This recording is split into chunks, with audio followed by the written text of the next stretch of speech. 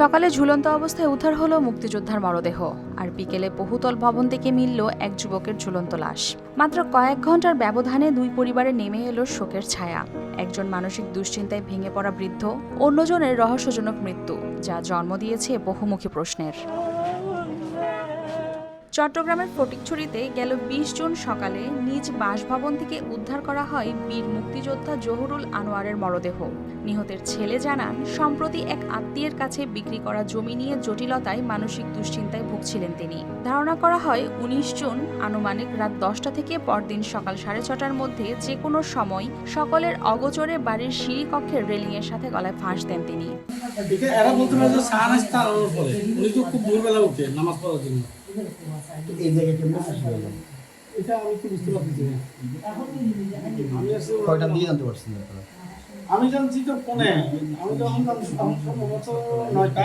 অন্যদিকে ওই দিন বিকেলে উপজেলার বিবিরহাট বাজার ট্যাক্সি স্টেশন এলাকার একটি ৫তলা ভবন থেকে ফারুকের ঝুলন্ত মরদেহ উদ্ধার করে পুলিশ। তিনি স্থানীয় একটি প্রতিষ্ঠানে সেলসম্যান হিসেবে কর্মরত ছিলেন। প্রাথমিকভাবে ঘটনাটি আত্মহত্যা বলে ধারণা করা হলেও মৃত্যুর প্রকৃত কারণ নিয়ে এলাকায় সৃষ্টি হয়েছে রহস্য। মোবাইল হিসিবনগরের বাসাতে আই তো দে লটপেন না ও সেলম্যানই করে, সেলম্যানই করে, ও নিজে নিজে মরে নাই। কে মারছে আমি কি দেখছি।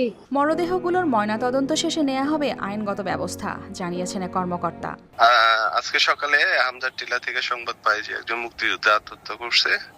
তো পরবর্তীতে আমরা যাই আর গিয়ে ওখানে তার ওই বসত বিল্ডিং এর রেলিং এ সে আত্মহত্যা করছে বলে আমরা পাই। এটা প্রাথমিক ইনকোয়ারি করে জানা যায় যে সে জায়গা সংক্রান্ত মামলা এবং পারিবারিক ইস্যুতে অসুস্থতার কারণ সবকিছু মিলে বিভিন্ন সময় ফ্রাস্ট্রেশনে ছিল। ইতিপূর্বে সে কয়েকবার আত্মহত্যার চেষ্টা করে। তো আমরা প্রাথমিক সুরতহাল কমপ্লিট করে লাস্ট ময়নাতদন্তের জন্য মর্গে প্রেরণ করেছি। বিকেলে ঘটনাটা, একটা ছেলে, ওর বাড়ি ভোজপুর থানাধীন। তো আমাদের এখানে একটা কোম্পানিতে সে ডিস্ট্রিবিউশনের কাজে নিয়োজিত ছিল। সে একটা ভাড়া বাসায় থাকে। তো প্রাথমিক অনুসন্ধানকালে জানা যায় যে সে ওখানে থাকতো।